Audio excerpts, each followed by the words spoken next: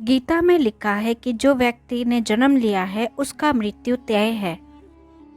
और हमारे सनातन धर्म में यह माना जाता है मनुष्य के जन्म से पहले ही उसका तय हो जाता है कि उसका जन्म कहाँ होगा, उसका माता पिता कौन होंगे और उसका विवाह कहाँ होगा। यहाँ तक कि ये भी तय होता है कि उसकी मृत्यु कब और कहाँ होगी। सभी धर्मों में मृत्यु को एक अटल सत्य माना गया है और जिसने जन्म लिया है उसको एक न एक दिन मरना ही पड़ता है। किसी का जन्म और मृत्यु भगवान के हाथों में लिखा होता है। हम वो खिलौना है जिसकी चाबी भगवान के हाथों में है। हर चीज़ उनकी इच्छा से ही होती है। हिंदू धर्म में ये मान्यता है कि भगवान अच्छे इंसान को कुछ अच्छा उपदेश देकर मृत्यु लोक में भेजते हैं। जब वो उपदेश पूरी हो जाती है तो भगवान उन्हें वापस बुला लेते हैं। अर्थात अच्छे लोगों की अच्छे कर्मों के ऊपर उनकी मृत्यु निर्भर करती है। कलयुग की लक्षण में ये कहा गया है कि पापी जो होते हैं वो अधिक वर्ष तक जिएंगे और पुण्य आत्मा जल्दी इस लोक को त्याग कर देंगे। इसके अलावा आपको ये भी बता दें कि जो लोग यह कहते हैं कि इंसान मरने के बाद में खाली हाथ जाता है, उन्हें ये बता दें कि मरने के बाद भी इंसान के साथ 3 चीज़ें उनके साथ ही जाती है। एक है संचित कर्म, दूसरा है स्मृति और तीसरा है जागृति। इसीलिए अब आप किसी से ये ना कहना कि आप खाली हाथ आए थे और खाली हाथ ही जाएंगे।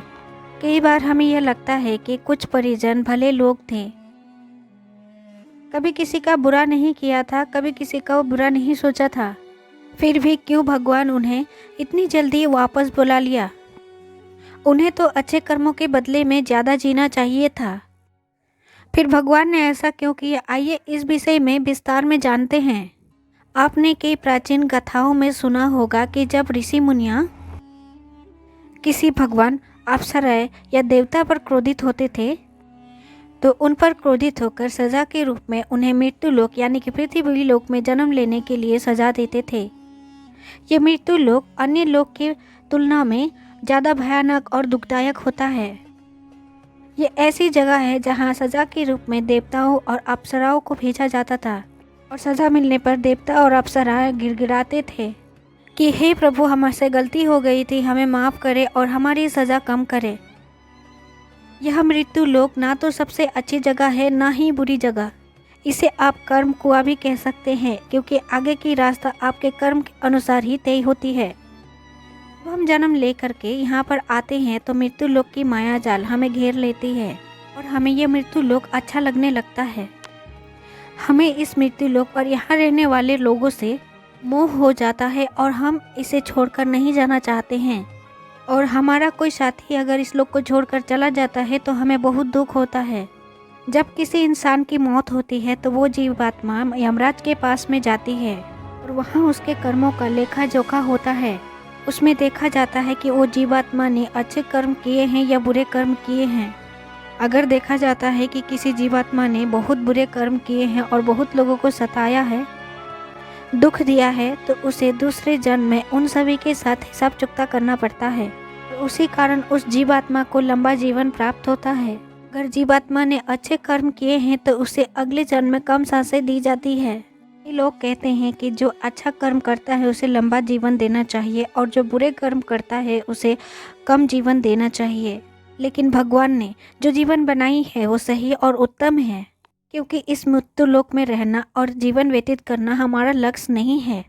हम जीवात्माओं का परम लक्ष्य तो परम पवित्र बनकर मोक्ष प्राप्त करना है, परम सानिध्य प्राप्त करना है। हर एक जीवन के साथ हमें यह अवसर मिलता है हम अपनी चेतना के स्तर को अच्छे कर्म करके ऊपर उठाएं, कि हम बुरे कर्म करते हैं तो हमारी चेतना के स्तर भी नीचे चला जाता है और कई बार तो हजारों करोड़ों साल तक इस मृत्यु लोक की दुखों को झेलना पड़ता है।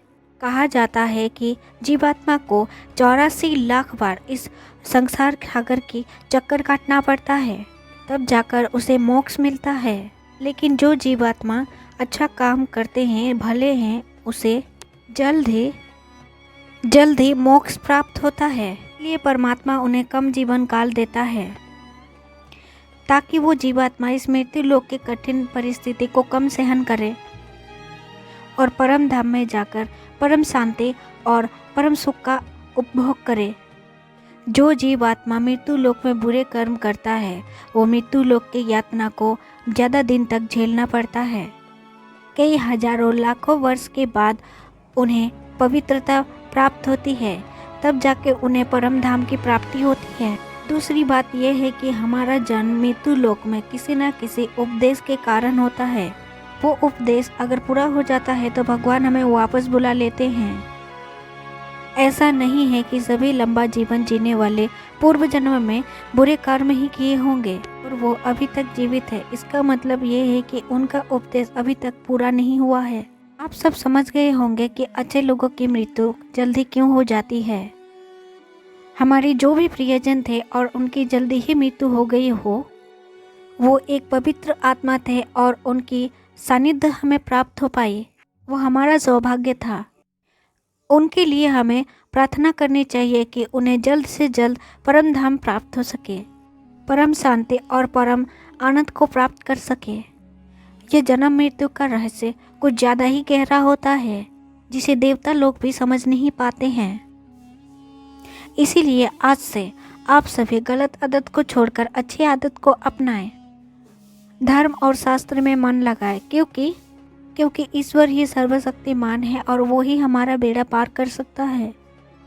अगर आप सभी को वीडियो पसंद आती है तो एक लाइक कर दीजिएगा। लाइक करने से हमें भी मोटिवेशन मिलती है, हम और तेज़ी से वीडियो बना के आप तक जानकारी पहुंचाने की कोशिश करेंगे। तो अगर आप नए हैं चैनल पे तो सब्सक्राइब भी कर दीजिएगा, चैनल को बेल आइकन ऑन कर दीजिएगा ताकि नोटिफिकेशन आपको मिल सके। बहुत ही बहुत धन्यवाद आप सभी को यह वीडियो देखने के लिए।